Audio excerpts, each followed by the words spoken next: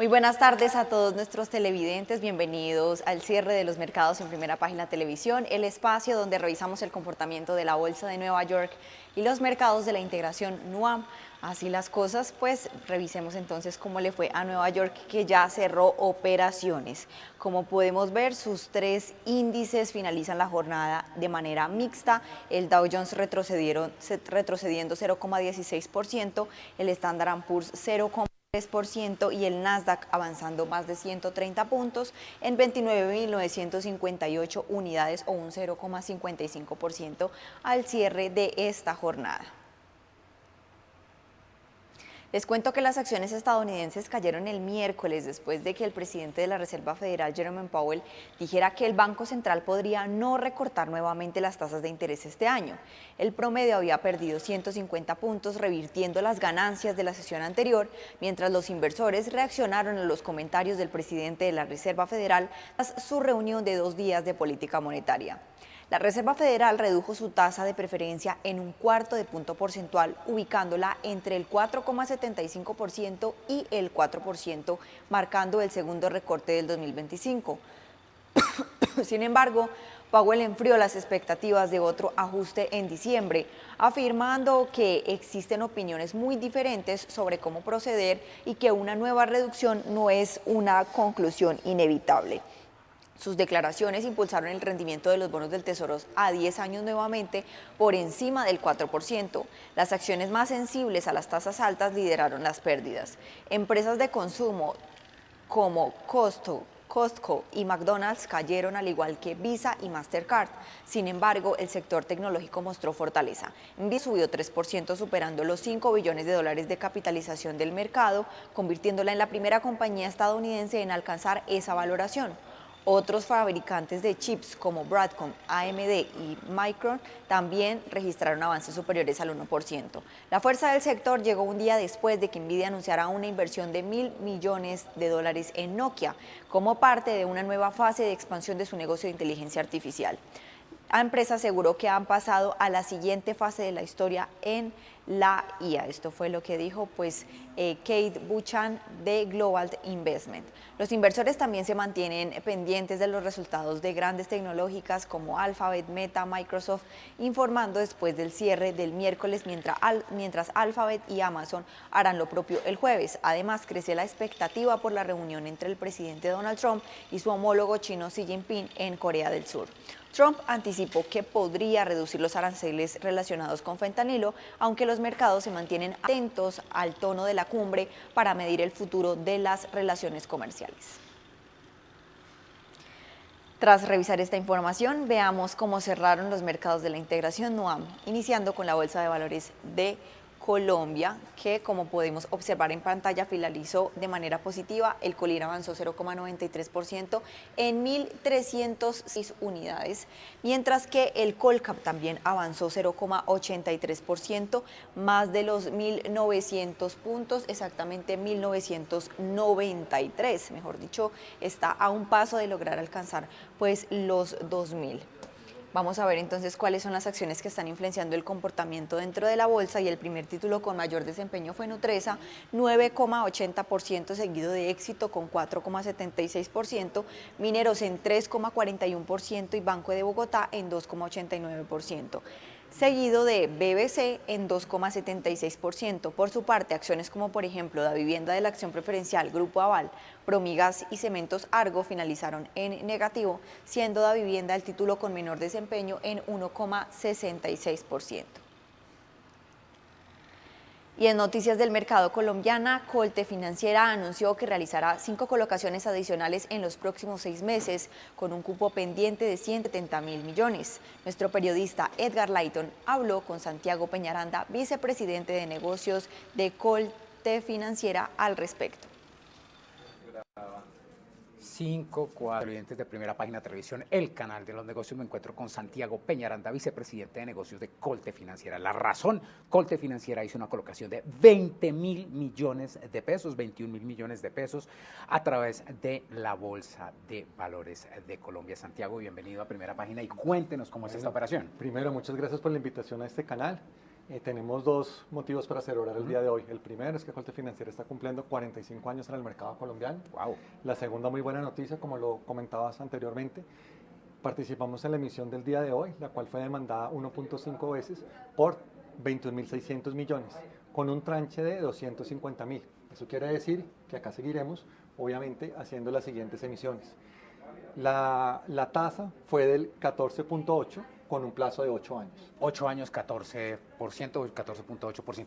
Pero bueno, usted habla de alrededor de 200.000, 250.000 millones de pesos. Es decir que el mercado y los inversionistas que no lograron en este momento adquirir títulos de Colte Financiera tienen la oportunidad de venir en los próximos meses, según entendí, próximos 6 meses, a adquirir nuevos títulos. Es así, este es el primer tranche que es por 21.600, queda la diferencia sobre los 250.000 millones. Eso adicional nos va a permitir obviamente irradiar esos recursos a todo lo que llamamos Silver Economy. Que son los pensionados, según pensionados en Ajá. Colombia. Y atenderlos obviamente en este mercado, otorgándoles crédito de libranzas, que como lo vimos acá, tiene un apetito muy importante, obviamente de cara a los inversionistas. Bien, el tema del remanente, 200.000 millones de pesos que quedan pendientes, ¿cómo serían colocados y dependiendo de qué saldrían ahorita en noviembre, diciembre, enero, febrero, marzo, con alrededor de 20.000 millones de pesos? ¿Cómo va a ser La idea es ese colocarlos en tranches mensuales y irlos colocando cada mes. Obviamente eso va a dar tranches de 30.000, dependiendo obviamente la estructuración de cada uno de ellos. La idea es colocar en los siguientes 6 meses el diferencial que quedó, que son esos 170.000 millones aproximadamente. Y me imagino que se espera que la tasa tienda a bajar, la tasa a la cual ustedes colocan los títulos, es decir, para que no haya un mayor costo financiero, porque esta es la primera operación. Sí, es correcto, es una emisión pues muy importante, una tasa del 14.8, 8 años de plazo, obviamente respaldada en libranzas de pensionados, con el apoyo obviamente de una fiduciaria y una calificación también que es AAA.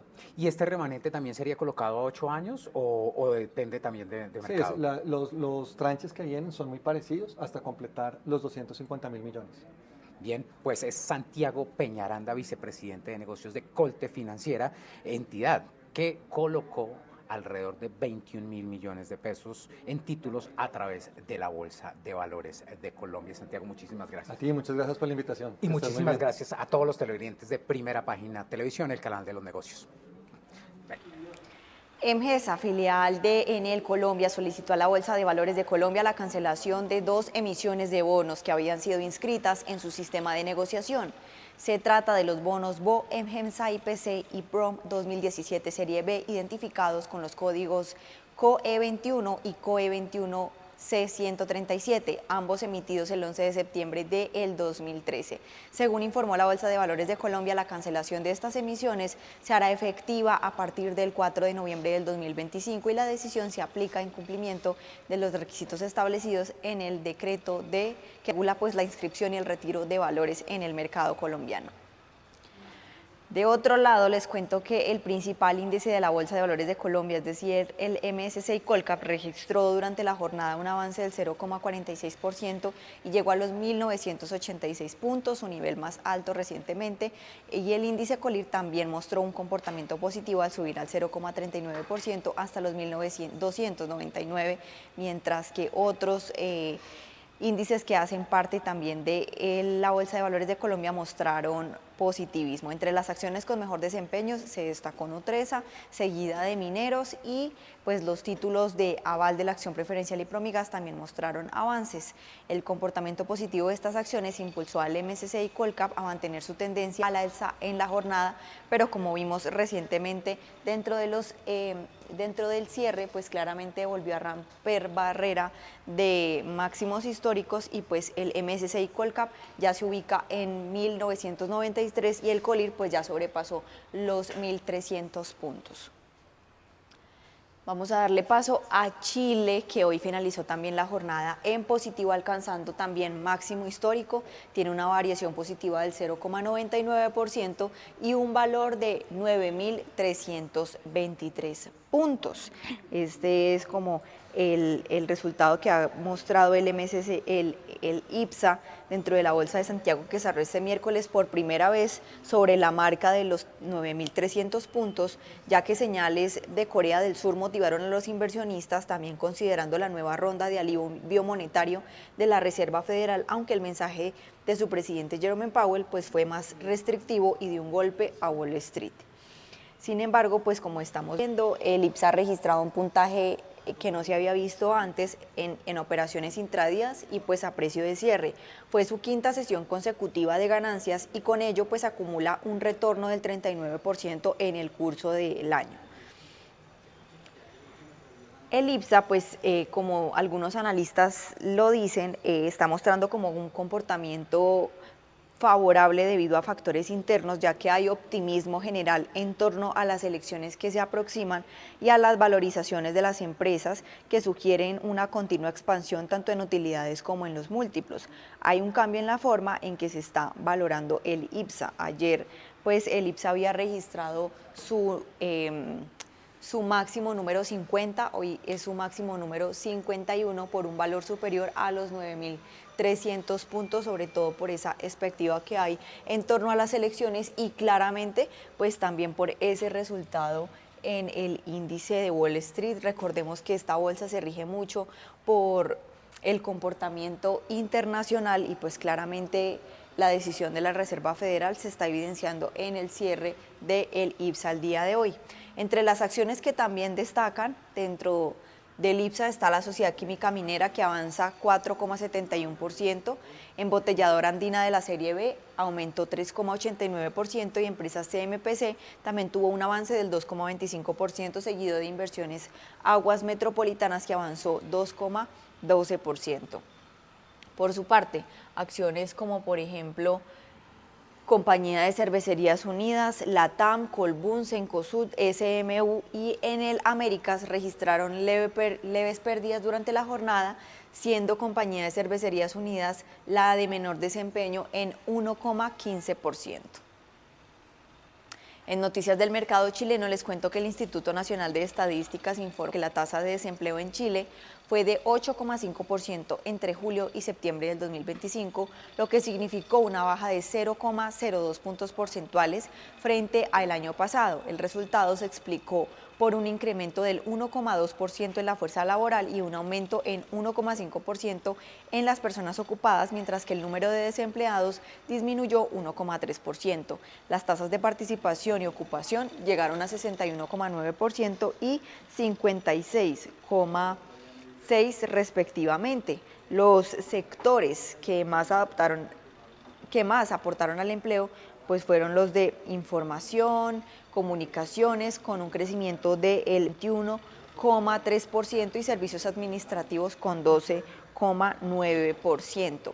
Salud con 5,4% y pues el desempleo femenino se ubicó en 9,1 puntos, mientras que en el masculino fue de 8,1 puntos. La informalidad laboral se redujo a 26,2% con una disminución del 0,8 puntos porcentuales en 12 meses debido a menores niveles de trabajo formal en comercio y manufactura. De otro lado, el Banco de Chile informó que su beneficio por acción alcanzó $0,51 entre julio y septiembre del 2025, superando las expectativas del mercado que estimaban un 0,46%. Los ingresos trimestrales fueron de $781,54 millones, levemente por debajo de los $784,5 millones pronosticados. En los últimos 90 días, el banco recibió una revisión positiva en sus proyecciones de beneficio y mantiene una calificación de rendimiento alto según datos de la plataforma Investing Pro.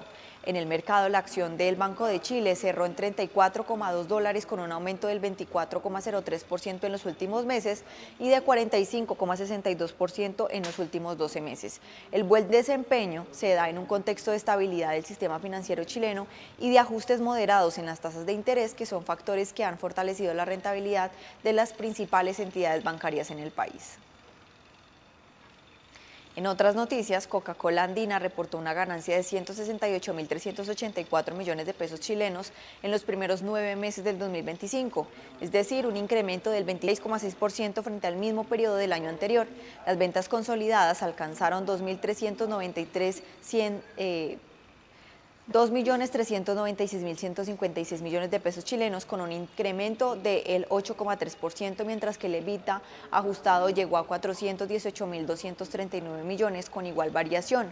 En el tercer trimestre, la utilidad fue de 57.179 millones, es decir, un 36,3% superior al del 2024, y el EBITDA ajustado trimestral creció 16,1% hasta los 133.130 millones. El volumen total de ventas de Coca-Cola Andina fue de 220,6 millones de cajas unitarias, un 2,9% más que el año pasado. El crecimiento del EBITDA se dio en todos los países donde opera la compañía. Argentina aumentó 21,2%, Brasil 13,7%, Chile 13,1% y Paraguay 1,6%. Durante el tercer trimestre comenzó a funcionar una nueva línea de producción en Brasil con capacidad para 12 millones de cajas anuales destinadas a elaborar cervezas y bebidas no alcohólicas. Y ya para finalizar, vamos a darle paso a Lima, que hoy finalizó con comportamiento positivo el general en 38.731 puntos, ubicándose en 1,35%, y el Select también aumentó 0,91% y ya pues llegó a los 1.000 puntos, nuevamente lo retomó después de haberlos perdido recientemente. Vamos a ver entonces cuáles son esas acciones que están influenciando el comportamiento de la bolsa, pero pues vamos a iniciar con las que finalizaron en positivo. El primer título que avanzó fue Rio 2 Limited en 10,79%, seguida de Nexa Resources Atacocha, que avanzó 4,55%, y Southern Copper Corporation también aumentó 3,56%, seguido de Minsur en 2,37%. Por su parte, acciones como por ejemplo Panoro Minerals, Inversiones Portuarias Chancay, Auna, Empresa Agroindustrial Pomalca y Luz del Sur finalizaron la jornada en negativo, siendo Panoro Minerals el de menor desempeño en 6,55%. En noticias del mercado limeño les cuento que el Banco Falabella de Perú aprobó su octavo programa de certificados de depósitos negociables por un monto máximo de 350 millones de soles equivalentes en dólares. El programa tendrá una vigencia de 6 años desde su inscripción en el Registro Público de Mercado de Valores y permitirá realizar una o varias emisiones bajo oferta pública. Los certificados serán nominados invisibles y libremente transparentes y estarán representados por anotaciones en cuentas administradas por Cavalí. Cada emisión podrá efectuarse en soles o dólares estadounidenses, con plazos máximos de 360 días calendario. La decisión fue tomada en junta celebrada el 29 de octubre del 2025 en el marco de las acciones del banco para ampliar sus fuentes de financiamiento. Del otro lado, Auna, que es la compañía latinoamericana del sector salud con operaciones en México, Perú y Colombia, informó que realizará una colocación privada de bonos garantizados senior y una oferta de recompra de bonos existentes por más de 372 millones de dólares. Los fondos obtenidos se destinarán a adquirir parte de sus notas garantizadas con vencimiento en el 2029 y a pagar de forma anticipada como parte de su deuda bancaria. Las nuevas notas serán emitidas junto con Oncosalud y estarán respaldadas por garantías de algunas subsidiarias del grupo. Auna indicó que las condiciones de la emisión dependerán del comportamiento del mercado. Actualmente la empresa mantiene pasivos por 1.080 millones de dólares y un ratio de deuda capital de 2,34 veces. Auna administrará 31 centros de salud con 2.333 camas y 1,4 millones de afiliados en los países que opera. Muchísimas gracias a todos nuestros televidentes y a las personas que nos acompañaron en este espacio. Los invito a que sigan conectados con toda la programación que tenemos para ustedes aquí en Primera Página Televisión, pero no me voy sin antes dejarles este análisis económico de parte de BTG Pactual Chile sobre lo que está pasando o lo que va a pasar también con ese segundo tiempo de Milei liderando en Argentina.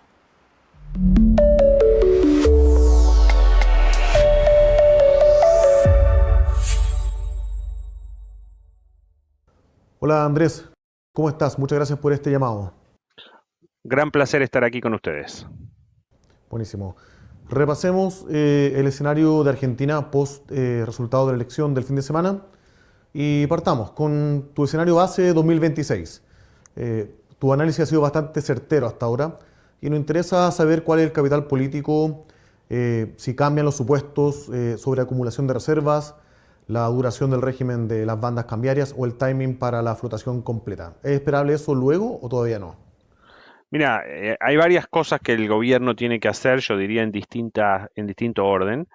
Lo más urgente, ahora que consiguió esta gobernabilidad, que uno pensaría que hasta la campaña electoral del 2027 el gobierno tiene una especie de pista libre, en donde sí es cierto, tiene que negociar con parte de la oposición, pero es una oposición bastante moderada y que además, al no haber ganado la elección, esa oposición tiene los incentivos correctos a comulgar con mi ley y poder pasar algunas reformas.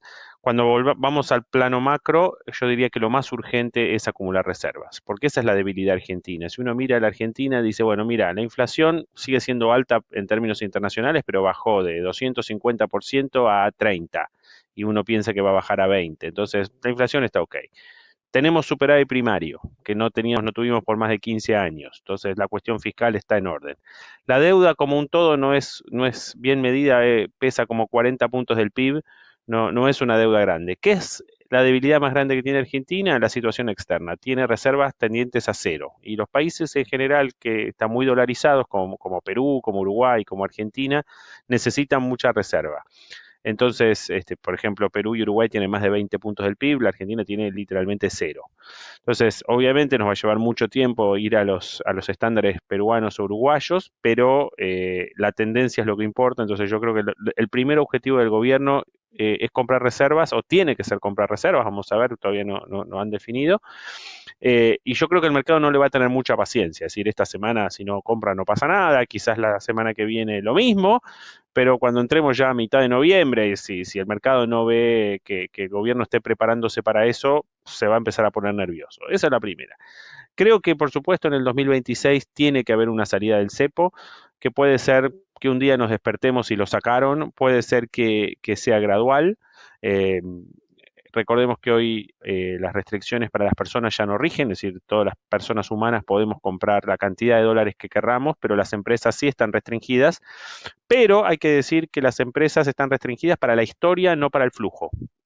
Lo que las empresas generen en el año 2025, durante el 2026, con balance auditado, es decir, uno se imagina a partir de mayo más o menos, podrán pagar los dividendos, y como uno se imagina, el payout ratio del 2025 va a ser gigante, ¿no? Porque van a distribuir todas las compañías todos los dividendos que dan. Entonces va a quedar un poco la historia, que no es tanto dinero, pero bueno, yo también en un país tan vulnerable como la Argentina, entiendo, me solidarizo, si querés, con la cautela que se manejan las autoridades, pero bueno, tarde o temprano la Argentina, ese camino a la normalidad tiene que implicar que, bueno, no haya más lo que nosotros llamamos cepo, restricciones cambiarias, etcétera.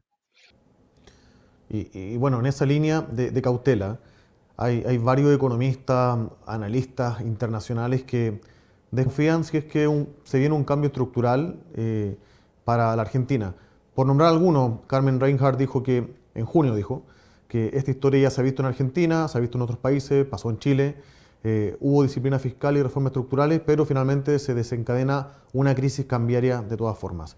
¿Qué te hace confiar, si es que es tu escenario base, que esta vez puede ser diferente?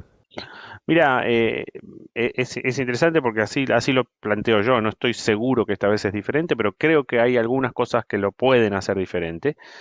Efectivamente, y no estoy totalmente en desacuerdo con Reinhardt en que el gobierno se equivocó al no comprar reservas, al no fortalecer su posición, pero mi escenario base es que se aprendió de los errores, y no solo se aprendió de los errores, sino que tiene por detrás al Fondo Monetario, probablemente al Tesoro, que el Tesoro no se ha expresado públicamente, pero uno se imagina que en forma privada también le está pidiendo al gobierno fortalecer tu posición externa. Y efectivamente la experiencia de Chile en 1982 que fue, digamos, el último de los países, ¿no? En Argentina, Uruguay y Chile, a principios de los 80, fin de los 70, teníamos esa famosa cosa que por lo menos en Argentina llamamos la tablita, y Chile fue el mejor de los tres, porque de los tres países era el único que tenía superávit fiscal y que igual voló por el aire en el año 82. Uno diría, bueno, ¿qué pasó tuviste ese mega shock externo que fue, ¿no? La deuda pública latinoamericana defaulteando, precios de cobre cayendo, etcétera, etcétera. Entonces, bueno, uno puede decir, obviamente el superávit fiscal es una condición necesaria, pero no suficiente. Por eso es muy importante tener las reservas. Para pensar en por qué esta vez puede ser diferente, también hay que pensar que la Argentina está en un ciclo bueno en dos aspectos. Uno, vemos un loosening cycle en Estados Unidos, es decir, no sabemos el ritmo, pero cuando vos hablas de Chile del 82 o podemos pensar en Macri del 2018, justo la Reserva Federal estaba con tasas de interés recontra altas. Y acá uno piensa que primero no son altas y segundo probablemente sean menos altas en los próximos meses. Y la cosa que hace más distintiva a la Argentina es vaca muerta y la expansión de la frontera minera. Es bueno que estemos hablando hoy con BTG Chile, porque claro, Chile es el principal exportador de cobre del mundo, ustedes exportan, no sé, 60.000 millones de dólares de minería por año y nosotros exportamos este año con suerte y con precios del oro creciente quizás 6.000. Y tenemos la misma cordillera. Entonces, si uno piensa que la Argentina tiene vaca muerta, que ya es una realidad, más la promesa minera, donde tenemos muchísimos proyectos que están en fase no exploratorio, porque ya el mineral están en fase de, tienen que tomar la decisión de empezar a construir las minas, litio, cobre y oro, pero sobre todo cobre creo que es lo más importante. Bueno, ahí la Argentina debería poder mejorar su situación externa y ser menos vulnerable, pero bueno, tiene que ocurrir, ¿no?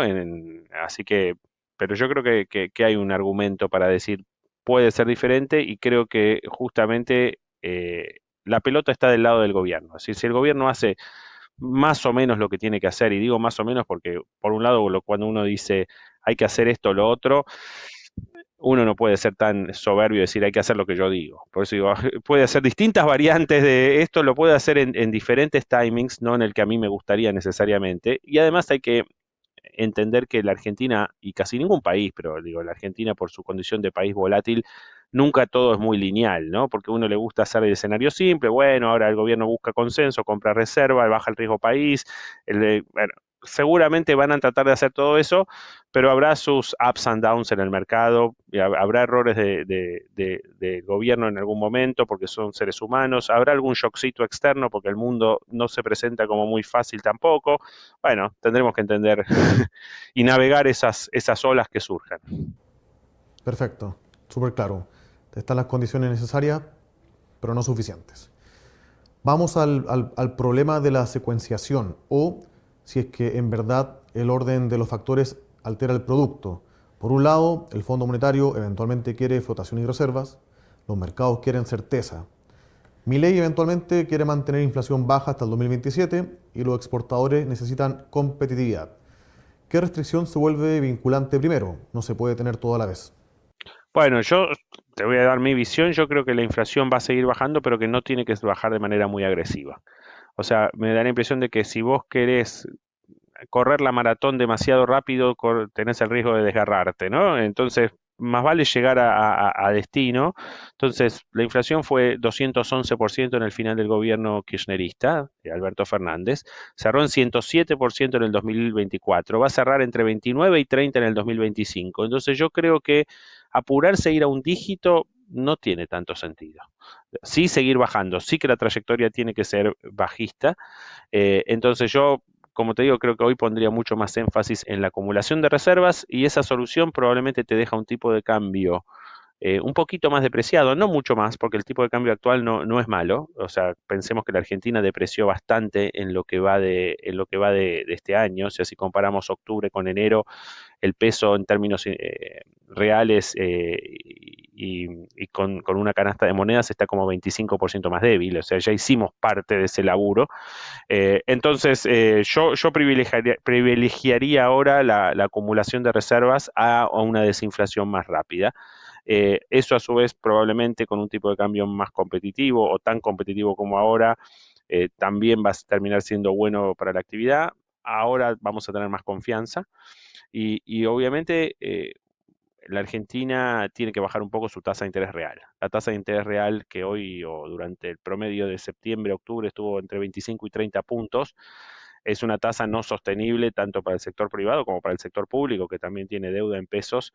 Y si haces el rollover a tasas de 25 puntos reales, bueno, un mes no pasa nada, 2 meses quizás tampoco, pero si uno avanza con eso, entonces el mix tiene que ser incluir también tasas de interés local, positivas sí para fomentar el ahorro local, pero no tan positivas como lo que vimos en el último par de meses. Ok. Y volviendo a los resultados del domingo, la victoria es impresionante, mucho mejor de lo que anticipaban las encuestas y los analistas políticos, pero sigue siendo un gobierno minoritario en el relativo. ¿Qué cosas se pueden hacer ahora que no se podían hacer antes del domingo o qué cosas se pueden extender que tenían cierta fragilidad? Y me refiero principalmente a reformas micro, el mercado laboral, eventualmente las privatizaciones, que se esperaba una ola de privatizaciones cuando salió electo Milei y hasta ahora no han ocurrido. Mira, varias cosas ahí. Por un lado, las dos reformas más importantes que Milei no podía pensar hasta ahora y va a empezar a pensar a partir del 10 de diciembre cuando asuma nuevos diputados y senadores, va a ser la reforma laboral y la reforma impositiva. Si bien, como bien dijiste, Milei no tiene mayoría propia, eh, tiene un pool de gente moderada de donde pescar, de donde negociar, y la música que fue cantando Milei va por ese lado. O sea, en el discurso del domingo a la noche hizo un llamamiento a los gobernadores, básicamente a los políticos no kirchneristas con los que se puede dialogar, como dijo Milei, a los que 1 más 1 les da 2, que son pro mercado, que son capitalistas. Bueno, con eso nos vamos a sentar y eso implica, obviamente, como cualquier negociación, ceder en algún punto. Se dice también que Milei tiene reservado algún puesto en el gabinete para alguna de esas coaliciones, como para también generar un poco más de empatía para a ese sector. Entonces yo creo que esas reformas claramente pueden pasar. Milei hizo un montón de otras muy pequeñas reformas microeconómicas, de esas que no necesitan leyes, que a través de la Secretaría de Desregulación con decretos y resoluciones se pudieron hacer. Y respecto a las privatizaciones es muy interesante porque no hay tanto para privatizar. Recordemos que Argentina en la época de Menem, en los 90, hizo la gran mayoría de las privatizaciones. Incluso me acuerdo en aquella época entraron algunas empresas chilenas a comprar empresas argentinas. Pero quedan, por ejemplo, que se van a privatizar ahora la compañía de aguas, o se dice que se va a privatizar en los próximos meses, quedan participaciones en centrales térmicas, participación en Transener, que es la compañía que hace la transmisión eléctrica, se van a concesionar rutas, que ahí se están abriendo los pliegos y centrales hidroeléctricas en la Patagonia. Así que eso es lo que va. Después hay algunas otras empresas que no está autorizado a privatizar, porque cuando se hizo la ley bases fueron quitadas en la negociación con los otros partes, por ejemplo, el Banco de Nación, que es como el Banco Estado en Chile. Bueno, ese es un banco que lo máximo que puede hacer el gobierno es transformarlo en sociedad anónima, pero no puede venderlo. Entonces, bueno, quizás no sé, no escuché que haya estado en la agenda, pero tal vez con una nueva configuración del Congreso intenten hacer algo por ese lado, pero eso es pura especulación de mi parte, no tengo la menor idea si lo van a hacer. Excelente. Eh, Ayúdanos a entender un poco esta relación entre Milei y el gobierno de Trump. Estábamos acostumbrados a una negociación y relación bilateral con el Fondo Monetario Internacional. ¿Cómo cambia esta fuente de ayuda a financiamiento y qué tan dependiente es de que el gobierno republicano se mantenga después del 2028? Bueno, obviamente el nivel de apoyo nos sorprendió a todos, o sea, todos siempre supimos que había buena relación entre Milei y Trump, pero que hagan la cantidad de tweets y cosas que hicieron y que además hayan vendido alrededor de 2.000 millones de dólares, o sea, compraron pesos. Y como decía ayer en Twitter, Besant es la única persona en el mundo que compró pesos y ganó dinero, ¿no? Eh, bueno, ese nivel de apoyo para nosotros fue hasta sorpresivo. En general lo tendemos a explicar por una razón más geopolítica, es decir, eh, en la pelea que tiene, entre comillas, Estados Unidos con China, bueno, China hizo mucho en Asia, hizo mucho en África, hizo mucho en algunos países de América Latina y como dicen en Estados Unidos, cuando los políticos latinoamericanos van a Washington le dan consejos, cuando van a Beijing le dan plata. Entonces me parece que ahí hay un poco también de cuestión geopolítica. Mira, respecto de si los republicanos ganan o pierden en el 28, yo creo que si la Argentina le va más o menos bien, pasa a ser irrelevante, porque la ayuda fue clave en el momento de hondo dramatismo, llamémoslo, cuando parecía que Milei no podía sostener la situación.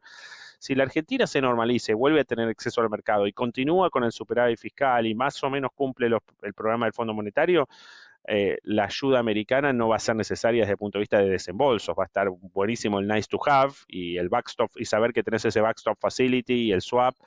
Pero uno esperaría, y fingers crossed, que para el 2028, no sabemos si cambia o no cambia el gobierno americano, pero que la Argentina sea un país mucho más normal, que tenga los sobresaltos de cualquier país emergente, pero que la discusión no sea vida o muerte, sino si crecemos un poco más o un poco menos, si la inflación es un poco más alta o un poco más baja, si perdemos medio punto de superávit porque cae el precio del petróleo o el precio de la soja. Cosas que le pasan a todos los países, eso es lo que uno esperaría que pase para el 28 ya. De nuevo, para el 28 buena parte de la infraestructura de Vaca Muerta, porque vos sabés que hoy el petróleo y el gas están, lo que falta es caños y puertos, y parte de eso ya va a estar listo. Esperaría que para el 2028 los proyectos mineros quizás no estén en operaciones, o algunos sí, pero la mayoría esté ya como en una construcción avanzada, con lo cual uno ya pueda empezar a descontar, si querés, flujos por ese lado. Bueno, esa es la idea. Y si dependemos que la elección de Estados Unidos en el 28 salga de una manera, es que la Argentina no avanzó. Tan simple como eso. Y para terminar, ya mencionaste qué es lo que podría venir de cara a las reservas, la flotación cambiaria, si transa o no en la banda. ¿Qué otras cosas de cara a un inversionista extranjero son clave a observar en los próximos 3 meses? Aquí hay que estar atento. Bueno, como decimos, primero a cuál es la definición de la política monetaria barra cambiaria, que yo creo que va a haber definiciones que no solo incluyen banda o no banda o banda más alta, etcétera, deberían incluir cambios en la política de encajes. Argentina tiene encajes recontra altos, que eso también determina tasa muy alta. Y a caballo de eso yo diría, bueno, la economía argentina hizo cuando empezó Milei, entró en recesión, o ya venía de antes, después hizo una recuperación espectacular en B corta, y luego se estancó. En los últimos 6 meses la economía está totalmente estancada. Bueno, me parece que una de las cosas que tenemos que empezar a ver es si a partir de noviembre, porque octubre no va a ser, ya estamos en la última semana, así que ya sabemos que no fue un gran mes, pero a partir de noviembre la economía empieza más tímidamente a mostrar cierta recuperación, y eso nos va a dejar un buen arrastre para el 2026. Nosotros pensamos que en 2026 la economía debería crecer alrededor del 3,5%. El Fondo Monetario tiene el 4%. Creo que el gobierno hizo su primer draft del presupuesto en 5%. No digo que no pueda crecer 5%, digo, hoy me parece un poco exagerado, pero está dentro de lo que puede ocurrir. Nuestro escenario base en BTG Pactual es 3,5%, y por el momento estamos cómodos con ese escenario. Excelente, Andrés. Muchas gracias nuevamente. Muy bueno el análisis. Y nada, estamos en contacto en las próximas semanas o meses. Un gran placer compartir con ustedes. Gran abrazo. Vale, gracias. Chao.